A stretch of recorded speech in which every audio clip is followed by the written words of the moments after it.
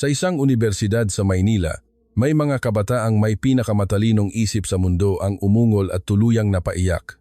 Ito ay nangyari isang umaga matapos ang gabi na sa unang pagkakataon ay hindi sila nakaramdam ng takot, sila na lumaki sa tunog ng mga misil. Ang video ay kumalat sa social media sa loob lamang ng 3 araw at naging trending sa mahigit 10 bansa. Bakit umiyak sa Pilipinas ang mga henyo na nakaligtas sa giyera? Mag-subscribe sa channel na ito at saksihan ninyo ang kuwentong ito. Tiyak na babaguhin ng kuwentong ito ang inyong pananaw sa Pilipinas magpakailanman. Ang pangalan ko ay Noah Levy.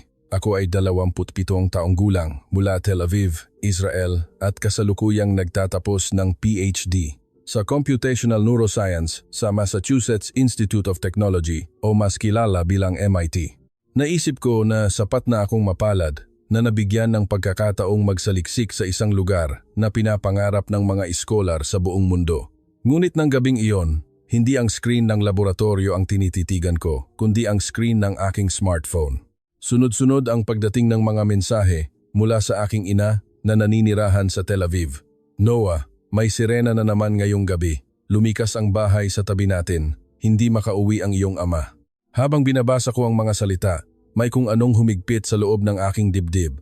Nanginginig ang aking mga daliri sa bigat ng realidad na nasa gitna ng digmaan ang aking pamilya habang ako ay nasa ligtas na apartment sa Boston.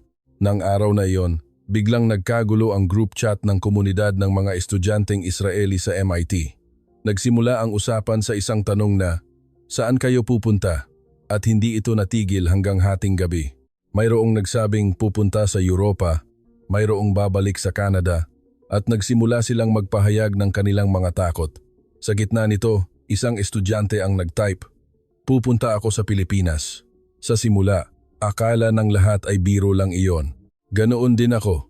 Pilipinas isang bansang malayo na may ibang klima, iba ang wika, iba ang lahat sa amin. Bakit doon? Hindi ko maintindihan ang dahilan. Ngunit ang nagpadala ng mensahe ay si Elan Shapiro na itinuturing na pinakamatalino sa aming mga kasamahan. Nagtapos siya nang may mataas na karangalan sa Technion Israel Institute of Technology at ngayon ay nagsasaliksik sa quantum computing sa MIT. Siya ay kinikilalang henyo at hindi mahilig magbiro. Agad na ipinaliwanag ni Elan ang kanyang mga dahilan. Ang antas ng krimen sa Pilipinas ay mas mababa sa 20 beses kaysa sa Israel. Ang paghahanda para sa natural na sakuna ay pinakamahusay sa mundo. Ang kaayusan ng lipunan at ang pagiging sibilisado ng mga mamamayan ay kapansin-pansin batay sa datos. At higit sa lahat, ang bansang iyon ay hindi pa nakikipaggiyera sa loob ng halos 80 taon. Ang mga salitang iyon ay tahimik na umalingaw-ngaw sa aking isip habang nakatitig ako sa screen. Hindi nakikipaggiyera. Isang simpleng pangungusap, ngunit ang bigat nito ay iba sa ibang mga salita. Isinilang ako sa Israel at lumaki sa tunog ng mga sirena mula pagkabata. Ang pagtakbo sa air raid shelter ay parang nakasanayan na ng aking katawan. Ang konsepto ng isang bansang walang giyera ay para sa akin ay mga salita lamang sa aklat. Kinabukasan, mas maraming mensahe ang idinagdag sa group chat. Nagdesisyon na rin akong pumunta sa Pilipinas. Naghahanap ako ng flight. Paano sa visa? Sa paglipas ng panahon, kaming 12 Israeli graduate students, kasama ako, ay nagsimulang maghanap ng tiket sa eroplano papuntang Pilipinas. Lahat kami ay mga estudyante mula sa mga nangungunang institusyon sa mundo tulad ng MIT, Harvard at Stanford. At lahat kami ay may iisang pagod sa kaibuturan ng aming puso. Patuloy kaming nag-iisip ng kung ano-ano sa aming isip, ngunit ang aming puso ay hindi pa nakapagpapahinga. Iyon ang damdamin na nagtulak sa amin. Tinawagan ko ang aking ina. Nang sabihin kong pupunta ako sa Pilipinas, sandali siyang tumigil at sinabi, "Pilipinas? Bakit?" Inulit ko ang mga salita ni Elan. Tahimik na sumagot ang aking ina. "Kung ganoon, mabuhay ka. Ang pinakamahalaga ay ligtas ka." Matapos ibaba ang telepono, nanatili ako ng matagal na hindi nakakagalaw. Nasa gitna ng sirena ang aking ina ngayong gabi. Ngunit mas inuna niya ang aking kaligtasan. Ang katotohanang iyon ay tumimo sa aking puso. Pagkalipas ng 3 araw, nakasakay ako sa eroplano papuntang Maynila. Bandang 11:00 ng gabi, nang dumating ako sa Ninoy Aquino International Airport, NAIA, mabigat ang aking katawan mula sa labantato na oras na flight. at ang aking isip ay naglalakbay pa rin sa pagitan ng laboratorio sa Boston at tinig ng aking ina sa Tel Aviv. Sa totoo lang, mas malaki ang pagod at kaba kaysa sa pag-asa na makarating sa Pilipinas. Hindi ko pa rin alam kung ano talaga ang hinahanap ko rito. Mahaba ang pila sa immigration gate, ngunit walang ni isa man ang sumingit, walang nagtaas ng boses, walang bumangga gamit ang smartphone. Dahan-dahan, ngunit tiyak, umusad ang pila. Sa simula, nakakatakot ang katahimikang iyon. Paano magiging ganito katahimik ang napakaraming tao sa iisang espasyo? Tumingin ako sa paligid. Ang mga pagod, ang mga nagmamadali, lahat ay tahimik na naghihintay ng kanilang turno. Nang makarating ako sa bintana ng immigration officer, kinuha ng isang batang lalaking opisyal ang aking pasaporte, tumingin sa aking mga mata, at mahinahon na sinabing, "Maligayang pagdating sa Pilipinas." Iyon lang, isang salita lamang, ngunit walang pagmamadali o pagkabahala sa kanyang tinig. Mainit ito. Sumagot ako sa Filipino, "Salamat po." Iyon lang ang salitang Filipino na natutunan ko ilang araw na ang nakalipas. Bahagyang ngumiti ang opisyal. Ang ngiti na iyon ay hindi pang negosyo. Ito ay totoo. Nang makuha ko ang aking bagahe at lumabas sa arrival lobby, huminto ako. Hindi ka panipaniwala ang kalinisan ng airport. Kahit lampas na hating gabi, ang sahig ay kintab na kintab. Ang mga karatula ay nakahanay ng maayos sa Filipino, Ingles, Chinese at Korean. Walang ni isang pirasong basura sa paligid ng mga basurahan. Tahimik na nagwawalis ang mga cleaner sa pasilyo at natural silang nag-a-adjust ng kanilang daan upang hindi makabangga ng mga pasahero. Ang bawat galaw ay parang sinanay na sayaw, walang tapon. Tumayo si Ellen sa tabi ko at tahimik na sinabi, "Noah, tignan mo, nakangiti ang cleaner na iyon." Tumingin ako. Talagang, ang matandang lalaki ay nakangiti habang nagmamop. Hindi siya mukhang pagod o walang ekspresyon na parang ginagampanan lamang ang kanyang tungkulin, kundi parang may tahimik siyang pagmamalaki sa kanyang trabaho. Walang sinabi pa si Ellen, ngunit alam ko kung ano ang nararamdaman niya. Nagdesisyon kaming sumakay ng tren papuntang hotel. Kahit hating gabi, gumagana pa rin ang tren. Pagdating namin sa platform, napansin ko ang dilaw na tactile blocks na nakahanay ng maayos sa sahig. Ito ay gabay para sa mga taong may kapansanan sa paningin. Nakalatag ito mula sa isang dulo ng platform hanggang sa kabila ng walang pagkalito. Nakakita na ako ng ganitong pasilidad sa Israel at Amerika. Ngunit ito ang unang beses na nakakita ako ng ganito kapermanente at maayos na pinananatili. Dumating ang tren. Bumukas ang pinto at eksaktong nakahanay sa linya na nakapinta sa platform. Naghintay muna ang mga pasahero na makababa ang lahat bago sumakay. Walang kahit isang insidente na may nagmamadaling sumiksik. Sa loob ng tren, malambot ang ilaw at walang ni isang dumi sa mga upuan.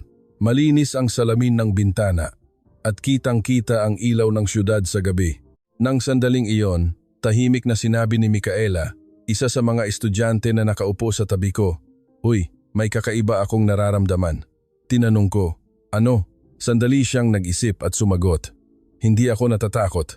Sumasakay ako sa tren sa hating gabi sa isang hindi pamilyar na bansa at hindi ako natatakot." Bakit? Hindi ako agad nakasagot, ngunit ang mga salitang iyon ay nanatili sa aking dibdib. Hindi natatakot. Alam namin hanggang buto kung gaano iyon espesyal. Lampas 12:00 na nang dumating kami sa hotel. Pagpasok ko sa kwarto, napaupo ako sa kama. Sobra na ang pagod ng katawan ko, ngunit gising pa rin ang aking isip. Tinitigan ko ang kisame at sinubukang ayusin sa aking isip ang nangyari sa buong araw. Ngunit hindi ko ito maayos. Sa halip, ang pakiramdam lang ang nanatili. Ang katahimikan ng airport, ang ngiti ng immigration officer, ang mapayapang ekspresyon ng cleaner, ang sinabi ni Micaela sa tren, hindi ako natatakot. Kinuha ko ang aking smartphone at nagpadala ng mensahe sa aking ina. Nakarating na ako. Tahimik na tahimik ang Pilipinas. Nag-read ang mensahe ilang segundo lang. Kung isasaalang-alang ang time difference, dapat gabi pa lang sa Tel Aviv. Isang salita lang ang tugon ng aking ina. "Mabuti. Magpahinga ka." Paulit-ulit kong binasa ang mga salita. Mabuti. Alam ko kung gaano karaming pag-aalala at kaba ang nakapaloob sa salitang iyon. Kinabukasan, mas maaga akong nagising kaysa sa alarm clock. Sumisilip ang manipis na liwanag ng umaga mula sa siwang ng kurtina. Tiningnan ko ang orasan. 5:43 ng umaga. Hindi ko kailanman magigising sa ganoong oras. Ngunit natural akong bumangon. Pakiramdam ko ay may nagbago simula kagabi. Hindi ko ito mailarawan sa salita, ngunit parang bahagyang nakaluwag ang tensyon sa kaibuturan ng aking katawan. Binuksan ko ang bintana. Hinaplos ng sariwang hangin ng umaga sa Maynila ang aking pisngi. Sa ibaba, nakalatag ang isang tahimik na residential area. Kahit sa ganoong oras, mayroon ng mga anino sa kalye. Isang matandang lalaki na nagjo-jogging, isang matanda na nagde-deliver ng pahayagan gamit ang bisikleta, isang babae na naglalakad kasama ang kanyang aso. Walang nagmamadali. Bawat isa ay nabubuhay sa sarili nilang ritmo, sa kanilang sariling umaga. Tahimik kong pinanood ang tanawin ng matagal. Napansin ko na umiinit ang sulok ng aking mga mata. Hindi ko rin alam sa simula kung bakit ako naiiyak. Ngunit unti-unti, nagkaroon ng mga salita ang dahilan. Walang sirena rito. Walang tao na tumatakbo upang tumakas rito. Dito, normal lang ang pagdating ng umaga. Lumaki ako sa Israel at mula pagkabata, nakasanayan ko ng tingnan ang langit ng walang malay tuwing umaga. May mangyayari ba ngayong araw? Tatunog ba ang sirena ngayong araw? Iyon ay isang uri ng pagsusuri na tumimo sa aking katawan, hindi na lamang takot kundi parang paghinga. Ngunit ngayon, nakatayo sa harap ng bintana sa umaga sa Maynila, ang nakikita ng aking mga mata ay isang araw na nagsisimula ng tahimik. Hindi ko inaasahan na ganito kalalim ang tatagos sa aking dibdib. Nag-almusal kami sa restaurant sa unang palapag ng hotel. Lahat kaming 12 ay nagtipon. Ang aming mga mukha ay kakaiba kumpara kagabi. Bagamat walang nagsalita, nararamdaman ko na iisa ang nararamdaman naming lahat. Tinitigan ni Elan ang paraan ng pagkaayos ng pagkain habang hawak ang tray. May mainit na sinigang, kanin, inihaw na bangus, at atsara na nasa maliliit na lalagyan. Lahat ay maayos na, nakahanay. Tahimik na sinabi ni Elan, ang mga tao sa bansang ito ay kumakain ng maayos. Sa simula, hindi ko naintindihan ang ibig niyang sabihin, ngunit nagpatuloy siya. Kami, sa loob ng ilang taon, ay kumakain habang nanonood ng balita, kumakain habang nag-iisip ng susunod na ruta ng paglikas. Ngunit dito, makakakain lang kami. Naging tahimik ang lamesa, walang tumawa, walang tumanggi. Ang bawat isa ay huminto sandali habang hawak ang kanilang mga kutsara at tinidor. Sa katahimikan na iyon, nakapaloob ang mahabang taon ng bawat isa sa 12. Sa huli, bahagyang bumuntong hininga si Micaela. Tama ang pagpunta sa Pilipinas, ano? Ang isang salita na iyon ay natunaw sa tahimik na dining area sa umaga pagkatapos ng almusal. Lumabas kami, walang partikular na plano. Sa halip na magbukas ng mapa at magdesisyon ng pupuntahan, nagdesisyon kaming maglakad-lakad lang. Sinabi ni Elan, kung gusto mong maramdaman ang bansang ito, dapat lakarin mo ang ordinaryong bayan bago ang mga tourist spot. Lahat kami ay tumango. Kami ay mga mananaliksik. Nakaugalian namin na makita ang fenomena sa aming sariling mga mata bago ang data. Paglabas namin ng hotel, pumasok kami sa isang makipot na kalye. Ito ay isang daan na may amoy ng buhay. Iba sa malaking kalsada para sa mga turista. Mayroong maliliit na tindahan ng sari-sari, mga lumang bisikleta na nakasandal sa dingding at mga nakahanay na halaman sa mga pintuan ng bahay. Lahat ng bahay ay tila inayos. Walang ni isang basurang nakita. Bigla akong huminto at tiningnan ang sementadong kalsada. Kailan kaya ito nilinis? O hindi ba talaga ito nadudumihan? Pagkalipas ng ilang lakad, nakarating kami sa isang maliit na parke. May 2 swing, isang sandbox at ilang bangko. Isa itong ordinaryong parke. Ngunit may isang matanda na nakaupo doon. May puting buhok at bahagyang nakukuba, may hawak siyang aklat. Nang pumasok kami sa parke, tinaas ng matanda ang kanyang ulo. Tahimik siyang ngumiti, walang pag-aalala. Kahit na biglang dumating ang grupo ng mga estranghero, isinara ng matanda ang kanyang aklat at bahagyang yumuko sa amin. Kami rin ay reflexively na yumuko. Walang salitang binitawan.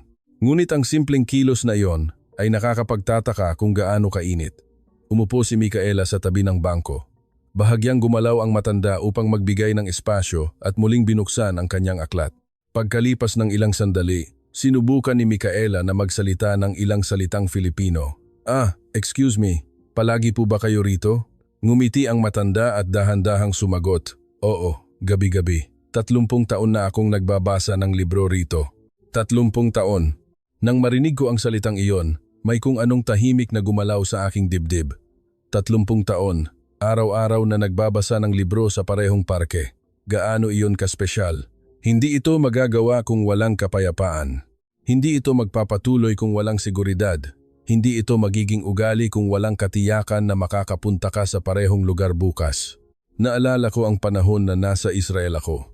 Noong bata pa ako, may isang parke sa kapitbahayan na gusto ng aking ina. Ito ay lugar na pinupuntahan namin ng pamilya tuwing weekend. Ngunit isang araw, may bumagsak na rocket malapit sa parke. Simula noon, hindi na pumunta doon ang aking ina. Ang paulit-ulit na pagbabasa ng libro sa parehong lugar sa loob ng 30 taon ay inalis sa aking pamilya. Napansin kong lumabo ang aking paningin. Nagmadali akong umiwas ng tingin. Hindi ko balak umiyak, ngunit totoo ang aking katawan. Siguro napansin ng matanda ang aking kalagayan. Tahimik siyang nagtanong, "Saan kayo galing?" Sumagot si Elan, "Israel po." Sandali siyang tumigil at malalim na tumango. "Mahirap ano? Iyon lang. Walang paliwanag, walang tanong, walang salita ng pakikiramay. 4 na salita lang. Mahirap ano?" Ngunit ang 4 na salita na iyon ay tahimik na bumagsak sa dingding sa isang lugar sa aking dibdib. Nagsalita si Elan. Bahagyang nanginginig ang kanyang boses. "Bakit po ba ganito? Katahimik ang mga Pilipino." Sandali siyang nag-isip at sinabi, "Siguro dahil ang mamuhay ng payapa ang pinakamahirap. Kaya naman, pinapahalagahan namin ito." Nang marinig ang mga salitang iyon, yumuko si Elan. Bahagyang nanginginig ang kanyang balikat. Ang isang lalaki na may pinakamatalinong isip sa mundo ay tahimik na umiiyak sa isang maliit na parke sa isang sulok ng Maynila dahil sa isang salita mula sa isang estrangherong matanda. Wala akong masabi. Nauna ang pagsikip ng aking dibdib kaysa sa mga salita. Ang pinakamahirap ang mamuhay ng payapa ay ang pinakatapat na sagot sa mismong buhay naming mga Israeli. Matapos lumabas ng parke, patuloy kaming naglakad ng walang patutunguhan. Ang usapan namin ng matanda ay tahimik pa ring umalingaw-ngaw sa aming dibdib. Si Elan ay isang lalaki na hindi nagpapakita ng emosyon. Kumakain siya ng hapunan habang nagbabasa ng mga papel sa quantum mechanics at idinedeklara na mas pinagkakatiwalaan niya ang data kaysa sa emosyon, ngunit umiyak siya. Ang katotohanan iyon ay nagpabago ng isang pamantayan sa loob ko. Mayroon sa bansang ito na kumikilos sa puso ng tao bago ang talino. Gusto kong makita ng sarili kong mga mata kung ano iyon. Bago magtanghali, nagdesisyon kaming sumakay ng subway papuntang Makati. Habang naghihintay kami ng tren sa platform, may mahinang boses sa likod namin. Paglingon ko, nakita ko ang isang babaeng nasa 70s na huminto sa harap ng hagdanan, may hawak na malaking maleta. Tila naghahanap siya ng escalator, ngunit hagdanan lang ang nasa labasan na ito. Nakita ng babae ang kanyang maleta na may mukhang nag-aalala, mukhang mabigat ito. Nang akmang magsasalita na ako, mayroong naunang kumilos. Isang lalaki na nakasuot na nasa malapit ang nasa hagdanan. Walang sinabi, kinuha niya ang maleta at nagsimulang bumaba ng hagdanan kasama ang babae. Nagulat ang babae at pagkatapos ay malalim na yumuko. Ngumiti ang lalaki at muli, walang sinabi, bumalik siya sa kanyang platform. Lahat kami ay nakapanood sa pangyayaring iyon. Walang nagsalita dahil wala kaming mahanap na salita. Mahinang sinabi ni Micaela, walang kamera. At walang nakakakita sa kanya. Tama, walang manonood, walang news camera, walang nagbe-video para i-post sa social media. Tumulong lang siya dahil mayroong nangangailangan ng tulong. Iyon lang.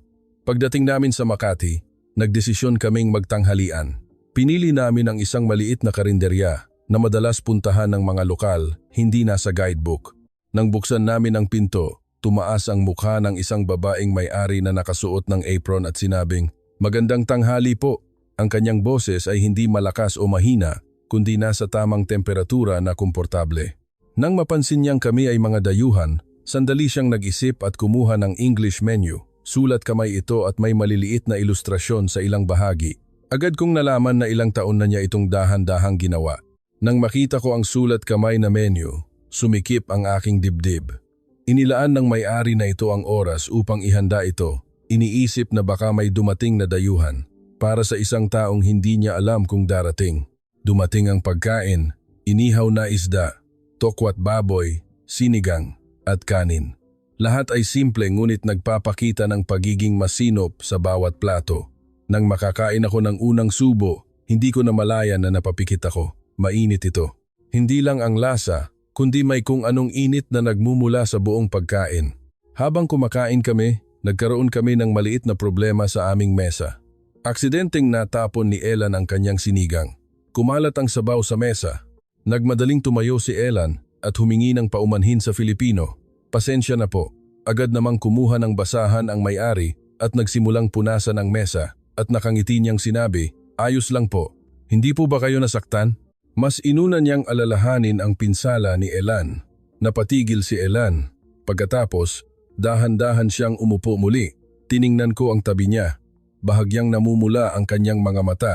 Matapos kumain, nang magbayad kami at tumayo, sinamahan kami ng may-ari sa labasan at malalim siyang yumuko at sinabing, "Salamat po sa pagpunta niyo mula sa malayo. Salamat po." Hindi ito isang simpleng salita. Mayroong lalim sa kanyang mga salita. Parang nagbigay kami ng mahalagang bagay sa kanyang tindahan. Matapos magsara ang pinto, nanatili kaming hindi nakakagalaw sa kalsada. Tahimik na sinabi ni Elan, "Bakit ganito ang mga tao sa bansang ito? Bakit ganito sila makapagpasalamat?" Wala pa akong sagot doon. Ngunit gusto kong patuloy na hanapin. Kinabukasan, umalis kami sa Makati. Sumakay kami ng bus. Ang aming destinasyon ay Marawi. Iminungkahi ni Elan, "Kung gusto nating maintindihan ang Pilipinas, hindi natin maiiwasan ang Marawi." Walang tumutol. Alam naming lahat kung ano ang ibig sabihin ng pangalan ng Marawi. Ngunit nagsimula akong maramdaman habang nakaupo sa upuan ng bus na ang malaman ito bilang kaalaman at ang personal na pagpunta doon ay magkaiba. Habang nakatingin sa tanawin na dumadaan sa bintana, tahimik akong nag-iisip. Marawi, 2017.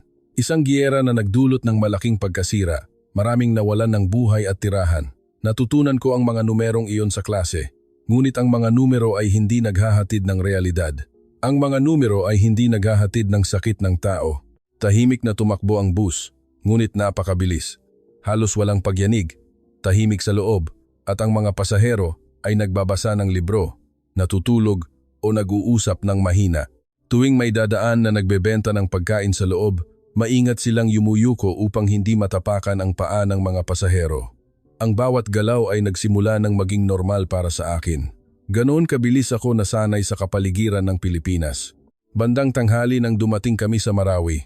Paglabas namin ng terminal, pakiramdam ko ay nagbago ang hangin. Hindi ito dahil sa temperatura. Hindi rin dahil sa hangin.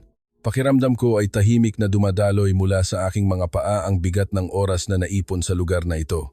Naglakad kami papunta sa Marawi Museum and Memorial Site. Tahimik ang bayan. May mga tricycle na dumadaan, may mga taong namimili, at may mga batang tumatawa.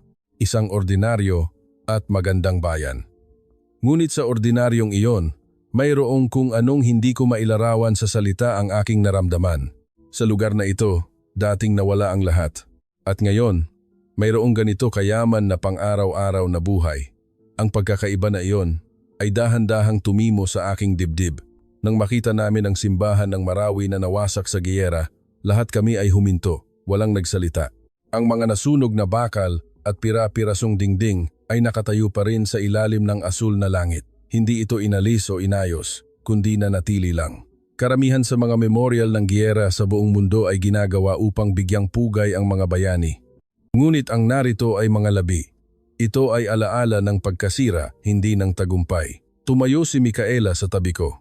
Nakita ko ang luha na dumadaloy sa kanyang pisngi. Hindi ako nagsalita, hindi na kailangan. Dahil ang aking sariling mga mata ay umiinit din.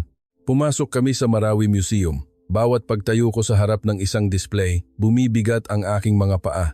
Ang mga gamit ng mga residenteng naapektuhan ng giyera, ang mga larawan ng nawasak na lungsod, ang mga personal na gamit ng mga batang nawalan ng buhay. Bawat isa ay dating bahagi ng pang-araw-araw na buhay ng isang tao. Sa mga larawan ay makikita ang mga alaala ng pamilya. Ang mga gamit na iyon ay maaaring ibinigay ng mga magulang sa umaga, ngunit nawala ang lahat sa isang iglap. Matagal na nakatayo si Elan sa harap ng isang display sa loob ng museo. Nang lumapit ako, nakita ko na ito ay isang journal entry ng isang bata. Sa huling pahina, Nakasulat. Mainit din ngayon. Sana matapos na ang giyera. Iyon ang huling salita ng batang iyon. Kinabukasan, naganap ang giyera. Tinitigan ni Elan ang pahina na tila nilalamon ito. Pagkatapos, tahimik siyang nagsalita. Ang journal na sinulat ko noong bata pa ako ay halos pareho ang nakasulat. Napahinga ako. Sana matapos na ang giyera. Patuloy niyang isinusulat iyon. Sa loob ng maraming taon, ang mga salitang iyon ay bumagsak sa katahimikan ng museo. Tumayo ako sa tabi ni Elan at wala akong masabi. Naghanap ako ng mga salita ngunit walang lumabas. Ang katotohanan lamang na ang panalangin ng batang ito at ang panalangin ni Elan ay iisa sa kabila ng 50 taon ay malalim na tumimo sa aking dibdib. Matapos lumabas ng museo, nagtipon kami sa harap ng memorial. Nakaukit sa bato, maging payapa kayong magpahinga. Ang bayan ay hindi na uulit. Tahimik kong binasa ang mga salitang iyon ng paulit-ulit nang hindi binibigkas. Ang bayan ay hindi na uulit. Ito ay hindi paghingi ng tawad kundi isang panata. At ang bansang ito na nag-ukit ng panatang ito ay patuloy na nagsisikap para sa kapayapaan at pagkakaisa. Naalala ko ang Israel. Naalala ko ang gitnang silangan. Naalala ko ang patuloy na giyera at napagtanto ko. Ang dahilan kung bakit kami pumunta sa Pilipinas ay hindi upang hanapin ang kapayapaan, kundi upang makita ng aming sariling mga mata sa unang pagkakataon kung anong hugis ang kapayapaan. Sa harap ng bato, may nagsimulang umiyak. Ito ay kumalat at unti-unting nanginginig ang balikat ng bawat isa. Hindi na ako sumagot. Walang ipinataw sa amin ng marawi. Nandoon lang ito. Ngunit ang tahimik na presensya na iyon ay tuluyang sumira ng kung ano sa loob namin. Matapos umalis sa harap ng memorial, umupo kami sa isang bangko sa parke ng matagal, walang nakapagsalita. Ang nakita namin sa museo, ang naramdaman namin sa harap ng bato, nasa buong katawan pa rin ang mga iyon at nahirapan kaming magsalita ng magagaang na salita. Nakakrus ang mga kamay ni Elan sa kanyang tuhod at nakatitig siya sa lupa. Namumula ang mga mata ni Micaela habang nakatingin sa malayong ilog. Tumingala ako sa langit, walang ulap. Asul na asul ang langit. Sa ilalim ng parehong langit na ito, nawala ang lahat noong araw na iyon. Pagkalipas ng ilang sandali, isang batang babae ang dumaan sa tabi namin. Malamang nasa elementarya pa siya. May hawak siyang makukulay na origami paper. Papunta siya sa memorial kasama ang kanyang ina. Pagdating ng batang babae sa harap ng memorial, kumuha siya ng isang piraso ng origami paper na hawak niya. At sa kanyang maliliit na kamay, maingat siyang nagsimulang magtupi. Ito ay isang papel na ibon. Tahimik kaming nanood. Pamilyar ang mga galaw ng kamay ng batang babae. Parang marami na siyang nagawa. Tahimik na pinanood siya ng kanyang ina sa tabi. Walang sinabi, hindi tumulong, pinanood lang. Sa huli, nabuo ang isang papel na ibon. Hawak ng batang babae iyon sa kanyang dalawang kamay at tahimik na inilagay sa harap ng memorial. Pagkatapos, pinagdikit niya ang kanyang maliliit na kamay at ipinikit ang kanyang mga mata. Nang makita ko ang tanawin na iyon, sumikip ang lalamunan ko. Ilang taon kaya ang batang ito, 7 o 8. Alam niya kung bakit siya narito sa edad na iyon. Alam niya kung bakit siya nagtutupi ng papel na ibon. Alam niya ang kahulugan ng pagpikit ng mata at pagdikit ng mga kamay. Lumaki ako sa Israel at alam ko ang sakit ng giyera sa aking katawan. Ngunit ang batang ito ay narito, dala-dala sa kanyang maliit na katawan ang kasaysayan ng kanyang bansa bilang salarin. Nawalan ako ng salita sa bigat na iyon. Sa isang sulok ng parke, mayroong origami folding experience corner. Nagtuturo ang mga volunteer staff sa mga dayuhang turista kung paano magtupi. Tumayo si Elan. Gusto kong magtupi. Isang kakaibang salita. Hindi ko narinig kailanman na gusto ni Elan ang crafting. Lahat kami ay pumunta sa sulok na iyon. Ang staff ay isang babaeng nasa 60s. May puting buhok na nakatali sa likod at may mahinahong mga mata. Nang sabihin naming galing kami sa Israel, bahagyang nanlaki ang mata ng babae. Pagkatapos ay malalim siyang tumango at tahimik na sinabi, "Galing pala kayo sa malayo, sama-sama tayong magtupi." Kinuha ko ang isang piraso ng origami paper. Kulay pula ito. Dahan-dahang ipinakita sa akin ng babae ang mga hakbang. Sinimulan kong magtupi ayon sa tagubilin, ngunit agad akong nahirapan. Hindi pantay ang mga gilid, nalukot ang mga linya. Hindi ko inakala na ganito kapresiso ang pagtutupi ng origami. Hindi tumawa ang babae. Tahimik niyang sinabi, "Subukan nating muli." at maingat na itinuro mula sa simula. Sa tabi ko, seryoso si Elan na nakaharap sa origami paper. Ang mga kamay na sumusulat ng quantum computing papers ay paulit-ulit na nagsisimula muli sa harap ng isang maliit na papel. Sa kung anong dahilan, tumimo ang tanawin na iyon sa aking dibdib. Gaano man katalino ang isang tao, lahat ay baguhan sa harap ng pagiging masinop. Pagkalipas ng halos 10 minuto, natapos ang aking origami crane. Medyo malukot, bahagyang baluktot ang pakpak at maikli ang tuka, ngunit ito ay tiyak na hugis ng isang crane. Inilagay ko iyon sa aking palad at tinitigan. Sinabi ng babae, "Ang galing mo, alam kong pambobola lang iyon." Ngunit mainit ang mga salita niya. Tinanong ko ang babae, "Pwede po bang humiling ako sa crane na ito?" Tahimik na tumango ang babae. "Oo naman. Ano ang hihilingin mo?" Sandali akong nag-isip. Pagkatapos ay sumagot, "Sana po ay maging ligtas ang aking ina." Sandaling nanginig ang mga mata ng babae. Pagkatapos ay dahan-dahan niyang binalot ang aking kamay sa kanyang 2 kamay. Walang salita. Ang init lang ang nandoon. Sinubukan kong hindi umiyak, ngunit hindi ko nagawa. Hawak ang crane, tahimik akong umiyak. Hindi ko naramdaman na nahihiya ako. Sa lugar na ito, ang pagdaloy ng luha ay parang patunay ng pagiging buhay. Lumapit si Elan sa tabi ko at tahimik na tumabi. May hawak din siyang isang origami crane. Kulay asul ito. Walang sinabi. Nandoon lang siya. Kaming dalawa ay nanatili roon ng matagal sa tahimik na hangin ng Marawi Memorial Park. Nanginginig ang aking mga kamay na nagtupi ng origami crane. Hindi ito dahil sa kalungkutan. Dahil hindi ko inakala na may ganito pala akong mahalagang bagay na mailalagay sa maliit na papel na crane na ito. Isang pirasong papel ang nagiging panalangin. Ang katotohanan iyon ay nagpabago ng kung ano sa loob ko magpakailanman. Tahimik sa loob ng bus pabalik sa Maynila mula Marawi. Iba ito sa katahimikan noon. Ang katahimikan noon ay tensyon bago mayroong mangyari. Ang katahimikan ngayon ay pakiramdam na mayroong malalim na bumaba sa loob ko. Walang natulog, walang nagbukas ng libro. Bawat isa ay tahimik na tinitigan ang tanawin ng dapit hapon na dumadaan sa labas ng bintana. Hawak ko ang origami crane sa aking kamay. Hindi ko inilagay sa bag ng hotel, hindi rin sa loob ng bag.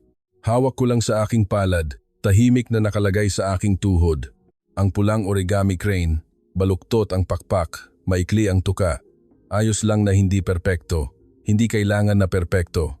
Ako ang nagtupi, ito ang aking panalangin. Lampas 8:00 na nang makabalik kami sa Maynila. May isang maliit na resto bar malapit sa hotel. Sinabi ni Elan, "Uminom tayong lahat ngayong gabi. May gusto akong pag-usapan." Tumango lang ang lahat. Napuno ng mainit na ilaw ang loob ng lugar.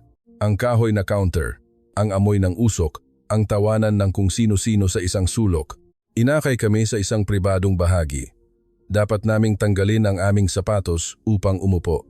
Sa simula, nag-aatubili kami, ngunit nang umupo kami sa paligid ng mababang mesa na nakatupi ang aming mga tuhod, kakaibang kumalma ang aming puso.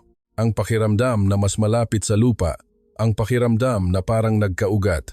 Nagdala ang may-ari ng inumin, beer, alak, iced tea. Bawat isa ay pumili ng gusto niya. Wala kaming in-order na pagkain, ngunit pagkalipas ng ilang sandali, dumating ang ilang maliliit na plato. Edamame, tokwa, itlog. Nakangiti ang may-ari at sinabing, "Libre po." Nagkatinginan kami. Hindi naman namin in-order. Ngunit ang init na nandoon ay tumimo sa aming dibdib. Tinaas ni Elan ang kanyang baso. "Cheers." Hindi niya sinabi kung para saan ang cheers. Naglapag ang lahat ng baso. Mahina, ngunit tiyak. Umalingaw-ngaw ang tunog. Saglit kaming nag-usap-usap. Ang nakita namin, ang naramdaman namin ngayong araw, ang tungkol sa Marawi, ang tungkol sa origami crane, ang tungkol sa journal ng bata na nakita namin sa museo. Ngunit habang patuloy kaming nag-uusap, unti-unting lumalim ang usapan. Nagsalita si Micaela. "Pwede ba akong maging tapat?" Tiningnan siya ng lahat. Ako, bago ako pumunta sa Pilipinas, natakot talaga ako. Nakakahiya na parang tumatakas ako sa giyera. Palagi kong iniisip na ang mga Israeli ay dapat na matatag. Tinitigan niya ang baso sa kanyang kamay at nagpatuloy. Ngunit sa Marawi, naisip ko, ang lakas ay hindi ang hindi pagtakas. Ang bayang iyon ay bumangon muli matapos masira. Hindi ba iyon ang tunay na lakas? Naging tahimik ang mesa. Ang sumunod na nagsalita ay si Daniel. ang pinakatahimik sa amin, siyentista sa computer science, at bihirang magsalita tungkol sa emosyon. Ako, sinabi niya, bago ako dumating dito, akala ko ang kapayapaan ay ang kawalan lang ng giyera, ngunit mali pala ako. Sandali siyang tumigil. Ang kapayapaan ay ang pagkakaroon ng isang matanda na nagbabasa ng libro sa parke tuwing umaga. Ito ay ang isang ina na nagtuturo sa kanyang anak na magtupi ng papel na ibon. Ito ay ang may-ari na nagbibigay ng pagkain ng hindi in order. Ang mga maliliit na bagay na iyon ang nagtatayo ng kapayapaan. Ang kawalan lang ng giyera ay hindi kapayapaan. Ang mga salitang iyon ay dahan-dahang nagbago sa hangin ng kwarto. Inilapag ko ang aking baso at tiningnan si Ellen na nasa harap ko. Tahimik na tumango si Ellen habang nakikinig sa mga salita ni Daniel. Pagkatapos ay nagsalita siya. Bahagyang nanginginig ang kanyang boses. Palagi kaming nag-iisip kung paano makaligtas ngayong araw. Wala kaming panahon na mag-isip tungkol sa bukas. Ngunit ngayon, sa unang pagkakataon, naisip ko ang bukas. Pupunta ulit ako sa parke bukas. Kakain ulit ako ng masarap na pagkain bukas. Pupunta ulit ako sa bagong lugar bukas. Natural kong naiisip ang mga bagay na iyon. Hindi ko inakala na ganito pala iyon kaspesyal. Hindi ko nalaman bago ako pumunta sa Pilipinas. Ipinikit ko ang aking mga mata. Ang pag-iisip tungkol sa bukas. Gaano iyon kalayo para sa amin? Ang bukas na maaaring tumunog ang sirena. Ang bukas na kailangan naming lumikas. Ang bukas na hindi na namin makokontak ang aming pamilya. Kami na nagtiis ng ganoong mga bukas ay sa unang pagkakataon ay nag-iisip ng payapang bukas sa isang resto bar sa Maynila. Napansin kong namumula ang mga mata ng lahat. May umiiyak, may tumatawa, mayroon ding parehong emosyon sa kanilang mukha. Kakaiba, ngunit hindi pangit. Sa halip, ito ay maganda. Ang ibinigay sa amin ng bansang ito ay nakita sa mukha ng lahat sa sandaling iyon. Tiningnan kami ng may-ari mula sa malayo. Walang sinabi. Ngumiti lang siya ng tahimik. Ang ngiti na iyon ay parang matagal na niya kaming hinihintay. Nang gabing iyon, sa unang pagkakataon sa aking buhay, natulog ako na iniisip kung gaano ako kasabik sa bukas. Kinabukasan, lumabas ako mag-isa. Natutulog pa ang ibang miyembro. Nagpatuloy ang usapan kagabi sa resto bar at umuwi kami lampas hating gabi. Ngunit muli akong nagising ng mas maaga kaysa sa alarm clock.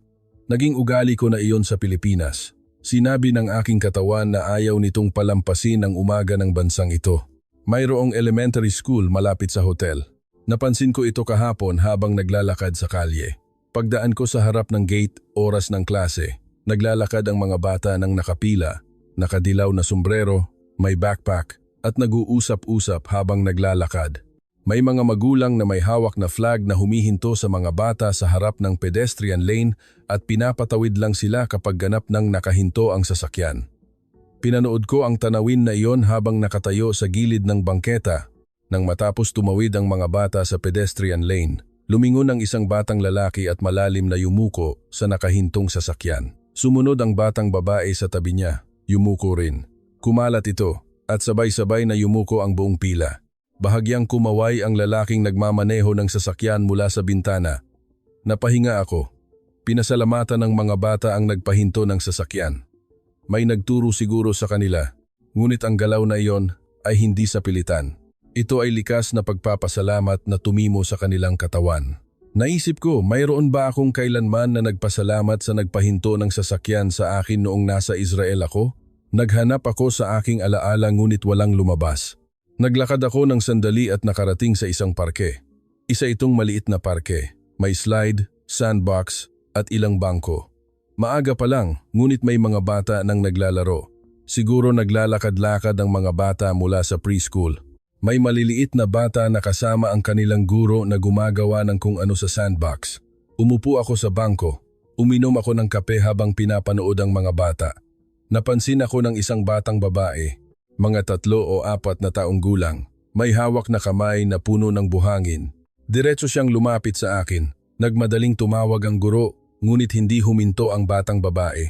Nang makarating siya sa harap ko, tinaas niya ang kanyang mukha at ngumiti ng matamis. Hello. Hindi ko namalayan na ngumiti ako pabalik. Hello. Sandali akong tinitigan ng batang babae. Pagkatapos ay inabot niya ang isang maliit na bukol ng buhangin na nasa kanyang kamay. Ibibigay ko sa iyo. Nagmamadaling lumapit ang guro at humingi ng paumanhin. Pasensya na po. Umiling ako. Ayos lang po. Salamat. Ngumiti ng nasiyahan ang batang babae at tumakbo pabalik sa sandbox. Nanatili akong hindi nakakagalaw. Hawak ang bukol ng buhangin sa aking palad. Isa itong bukol ng buhangin na walang kabuluhan. Ngunit muli akong lumuha. Alam ko kung bakit. Hindi inalintana ng batang ito na ako ay dayuhan. Hindi siya natakot. Ibinahagi lang niya ang kanyang hawak. Iyon lang. Hindi alam ng mga bata ang mga linya na ginawa ng mga matatanda. Hindi nila alam ang nasyonalidad. Hindi nila alam ang giyera. Tinitigan lang nila ang tao sa harap nila bilang isang tao. Naalala ko ang Tel Aviv, ang araw pagkatapos ng pambobomba. Ang araw na hindi ako pinayagan ng aking ina na lumabas. Nakakatakot, delikado. Manatili ka sa bahay ngayong araw. Habang nakatingin sa labas ng bintana, hindi ko naintindihan kung bakit hindi ako makalabas. Ngunit ngayon, naiintindihan ko dahil hindi ligtas sa labas. Ang mga batang ito sa parke ay nasa labas dahil ligtas sa labas. Lumaki ako sa isang bansa kung saan hindi normal ang normal. Dahan-dahang gumuhon ang bukol ng buhangin sa init ng aking palad. Patuloy ko itong hinawakan hanggang sa huli. Hindi ko ito binitawan kahit na gumuhon. Ayaw kong kalimutan ang pakiramdam na ito. Ang inosenteng kabaitan ng isang bata ay dahan-dahang nagbago ng hugis sa aking kamay, ngunit tiyak na nandoon pa rin ito. Bago ako umalis sa parke, tumingala ako sa langit. Asul, mataas, at walang hanggan ang langit. Sa ilalim ng langit na ito, tumatawa ang mga bata. Iyon ay ordinaryong araw sa bansang ito. Tahimik kong inilagay ang ordinaryong araw na iyon sa kaibuturan ng aking dibdib na parang dahan-dahan ko itong kinukuha gamit ang aking dalawang kamay. Nang gabing iyon, may nagpadala ng mensahe si Elan. May gusto akong pag-usapan. Gusto kong ikaw lang ang pumunta.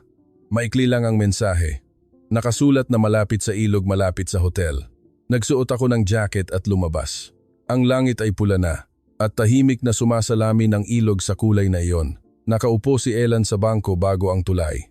Nang lumapit ako, tinaas niya ang kanyang mukha. Nang makita ko ang kanyang ekspresyon, halos huminto ako. Ang mukha ni Elan, na palaging kalmado at itinatago ang emosyon sa likod ng mga mathematical formula, ay iba ngayong gabi. Ito ay mukha ng isang taong nagdesisyon. Umupo ako sa tabi niya. Saglit kaming dalawa na tinitigan ang ilog. Ang tunog lang ng agos ng tubig ang tahimik na nagpatuloy. Nagsalita si Elan. Noah, iniisip kong ihinto ang pananaliksik ko. Tiningnan ko siya. Alam kong hindi siya nagbibiro. Nagtanong lang ako, bakit? Sandali siyang tumigil at sumagot. Mula nang makita ko ang journal ng batang iyon sa Marawi, patuloy ko nang iniisip, para saan ba ang pananaliksik na ginagawa ko ngayon? Tahimik ang kanyang boses. Ngunit sa katahimikan na iyon, mayroong bigat na naipon sa mahabang panahon. Ang quantum computing ay gagamitin sa teknolohiyang militar. Alam ko iyon, ngunit nagkunwari akong hindi ko alam at nagsaliksik. Ngunit nang makita ko ang display na iyon sa Marawi, hindi ko na kayang magkunwari. Wala akong masabi. Nagpatuloy si Elan. Isinulat ng batang iyon na sana matapos na ang giyera. Namatay siya kinabukasan. Ako ba ngayon ay nagsasaliksik upang tapusin ang giyera o nagsasaliksik upang lumikha ng susunod na giyera? Bago ako pumunta sa Pilipinas, iniwasan ko ang tanong na iyon. Dahan-dahang umagos ang tubig ng ilog sa ilalim ng tulay. Habang pinapanood ko ang agos na iyon, iginulong ko ang mga salita ni Elan sa aking dibdib. Hindi ko siya masisisi. Sa halip, ipinagmamalaki ko ang isang taong may kakayahang magtanong ng ganoon. Kung ganoon, ano ang gagawin mo ngayon? Tanong ko. Sa unang pagkakataon, bahagyang ngumiti si Elan. Gusto kong magturo. Gusto kong magturo ng agham sa mga bata, sa mga batang Israeli. Nagulat ako. Iiwan mo ang PhD program sa MIT upang magturo ng agham sa mga bata? Maaring makita ito ng mundo bilang isang pag-atras. Ngunit mayroong isang liwanag sa mga mata ni Elan na hindi ko pa nakikita kailanman. Liwanag ng katiyakan, hindi pagkalito. Sinabi niya. Matapos lumabas si Noah mag-isa, naglakad din ako sa labas. Nadaanan ko ang isang elementary school at nakita ko ang mga batang naglalakad papuntang eskwela. Nang makita ko ang kanilang mukha, bigla kong naalala. Ang dahilan kung bakit ko nagustuhan ang agham ay hindi para sa bansa o para sa research achievement. Dahil gusto ko ang mga bituin. Dahil tiningnan ko ang kalangitan sa gabi at naisip, Ano kaya ang mga ilaw na iyon? Ang inosenteng pagkamangha na iyon ang simula ng lahat. Bahagyang nanginginig ang kanyang boses. Ngunit ngayon, wala na sa akin ang pagkamangha na iyon. Ang deadline ng paper.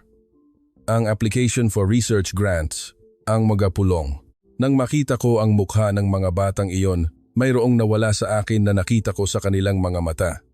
Gusto kong protektahan ang pagkamangha na iyon. Naisip ko na iyon ang pinakamahalagang bagay na magagawa ko ngayon. Nanatili akong tahimik ng matagal.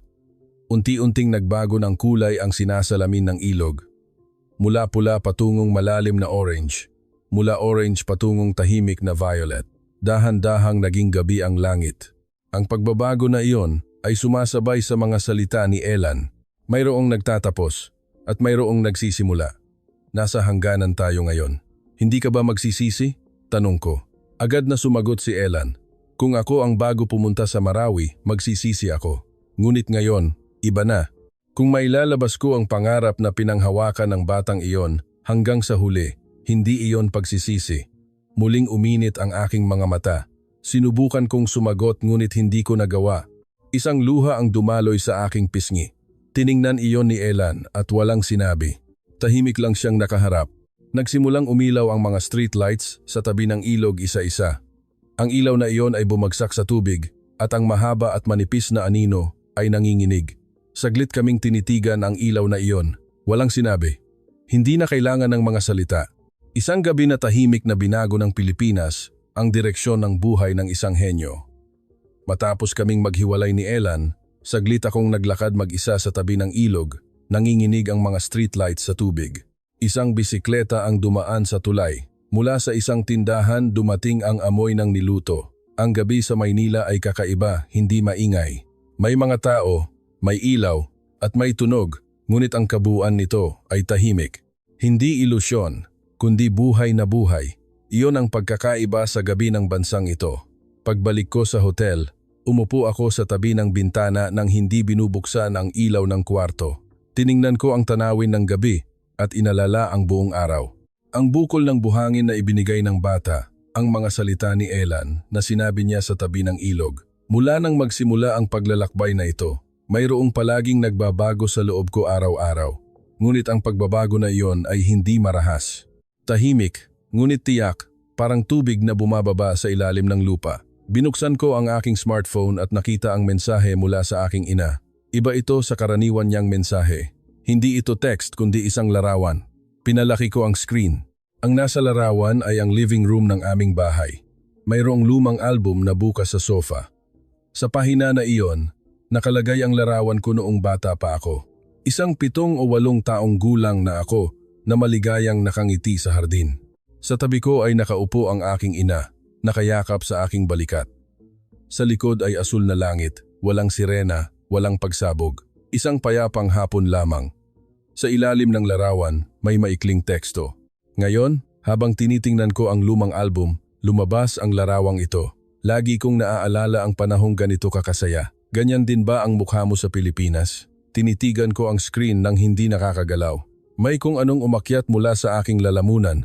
Sinubukan kong sumagot, ngunit ngayong gabi, hindi ko na kayang sumagot. Tahimik akong umiyak, mag-isa sa madilim na silid. Hawak ang smartphone sa aking dibdib. Ang aking ina ay nasa Tel Aviv pa rin ngayong gabi. Sa isang lugar na maaaring tumunog muli ang sirena ngayong gabi. Ngunit hinahanap pa rin ng aking ina ang aking ngiti.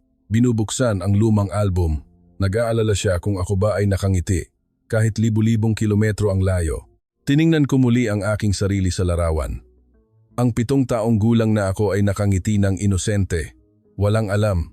Walang alam tungkol sa giyera, sa takot, sa kaba para sa bukas.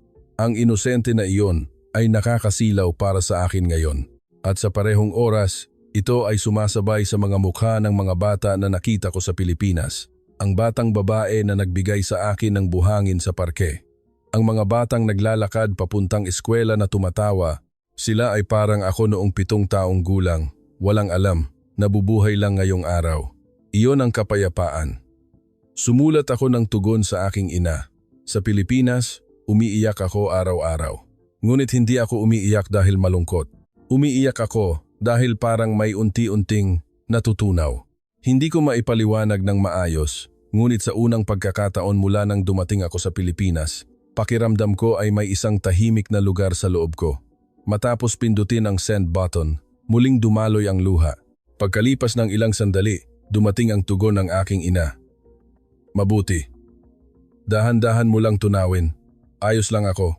Ayos lang ako. Ang mga salitang iyon ay muling tumimo sa aking dibdib. Ang lakas ng aking ina na makapagsabi ng ayos lang ako kahit nasa isang lugar na maaaring hindi ayos.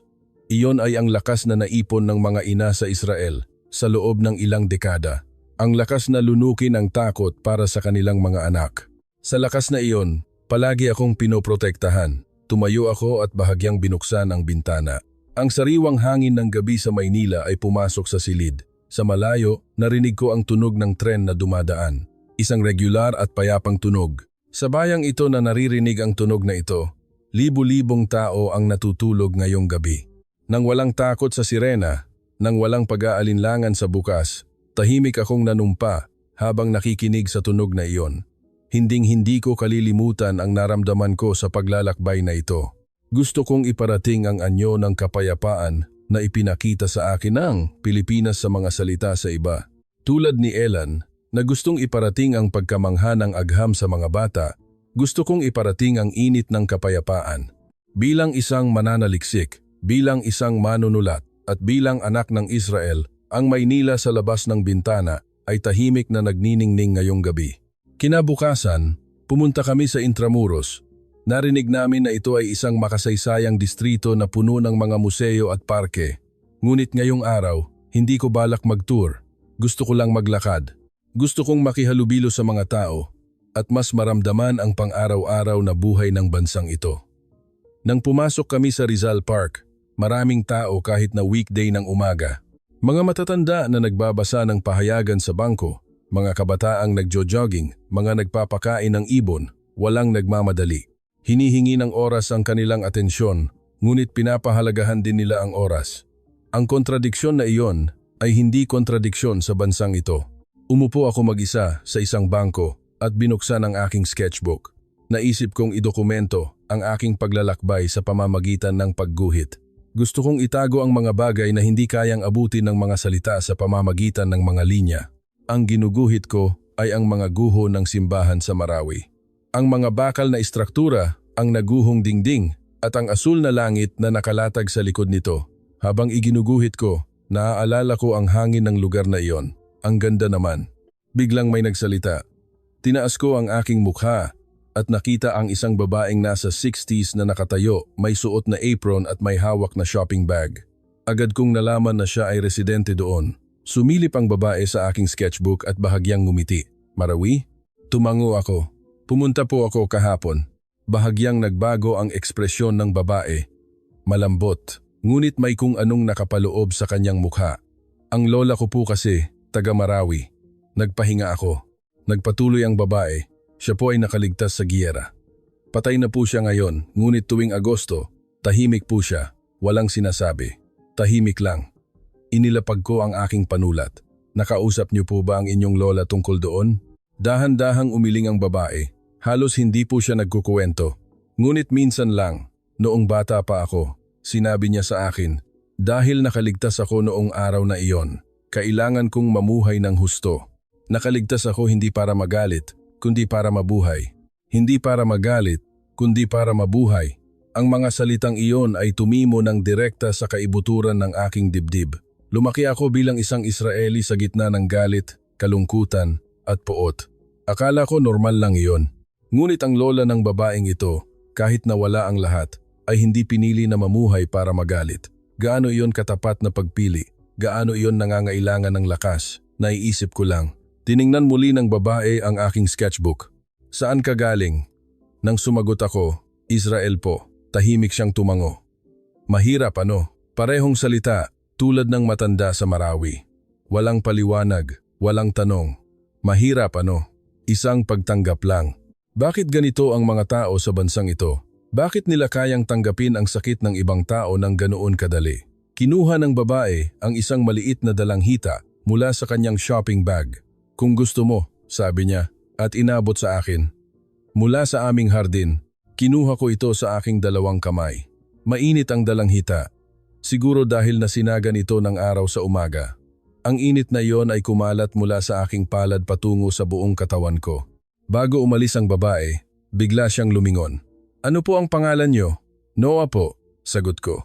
Bahagyang inulit ng babae. "Noah, iyon lang."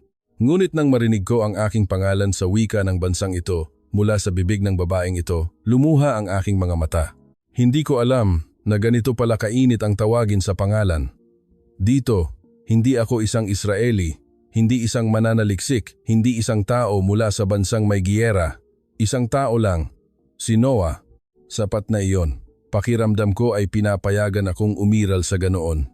Matapos mawala ang babae, tiningnan ko ang dalanghita sa aking kamay. Dalanghita mula sa hardin. Ang init na kayang ibigay sa isang estranghero nang walang pag-aatubili. May mga ganoong tao sa bansang ito. Mga taong tahimik na dala-dala ang mga sugat ng kasaysayan, ngunit kayang abuti ng kamay sa mga tao sa harap nila. Dahan-dahan kong binalatan ang dalanghita, kumalat ang matamis na amoy. Kinain ko ito dahan-dahan, subo-subo. Sa ibabaw ng sketchbook, nakalatag ang drawing ng mga guho ng simbahan sa Marawi.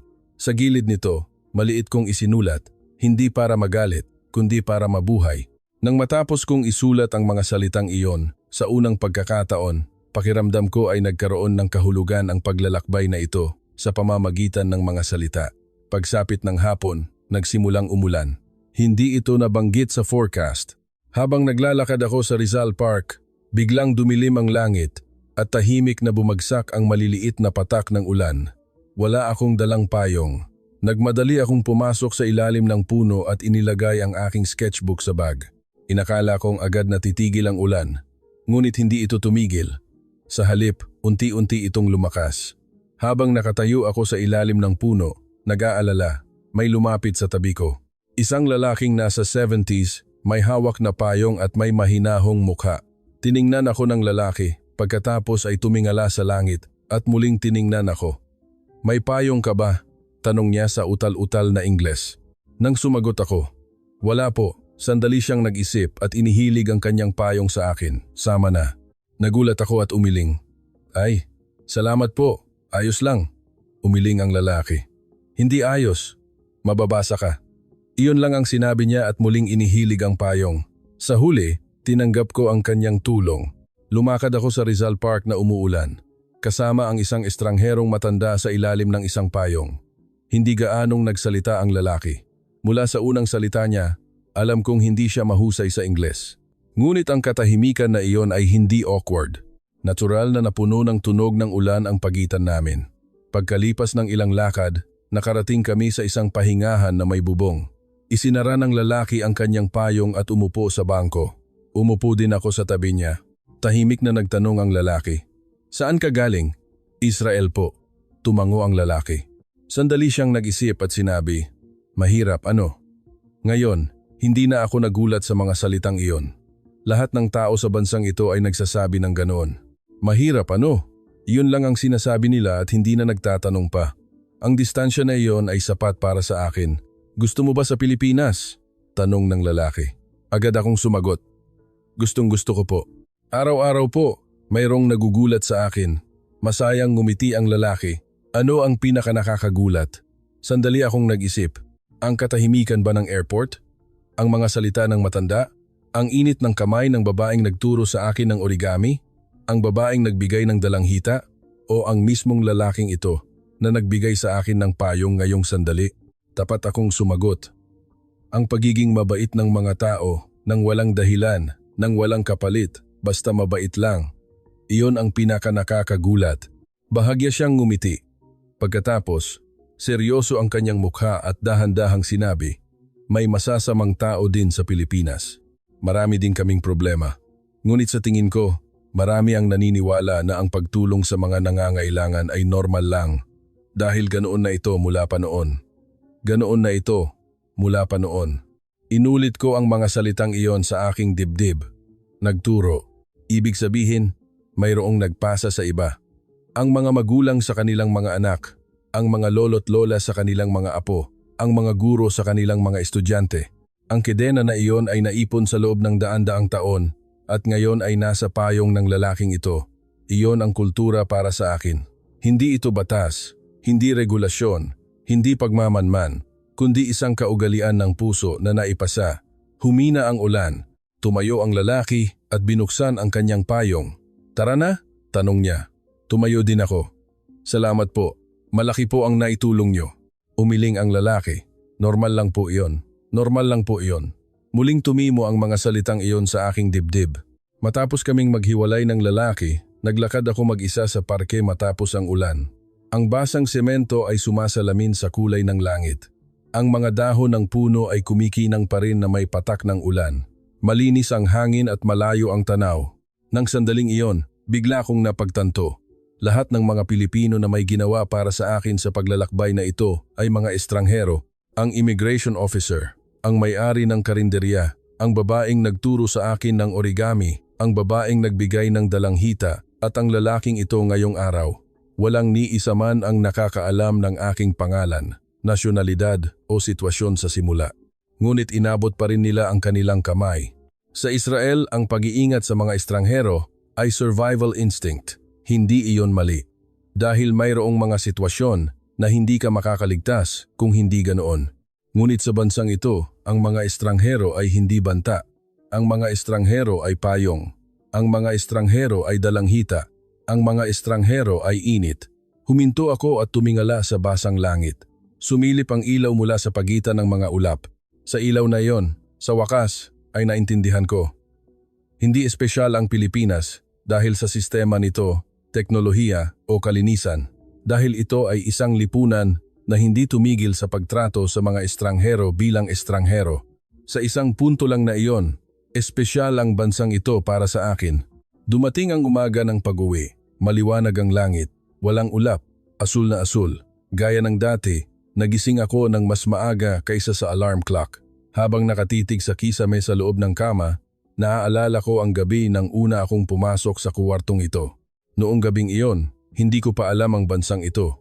Ngunit ngayon, ang kisame ng kuwartong ito, ang tanawin sa labas ng bintana, lahat ay naging mahalaga para sa akin. Habang nag-iimpake, isa-isa kong chinek ang mga gamit ko.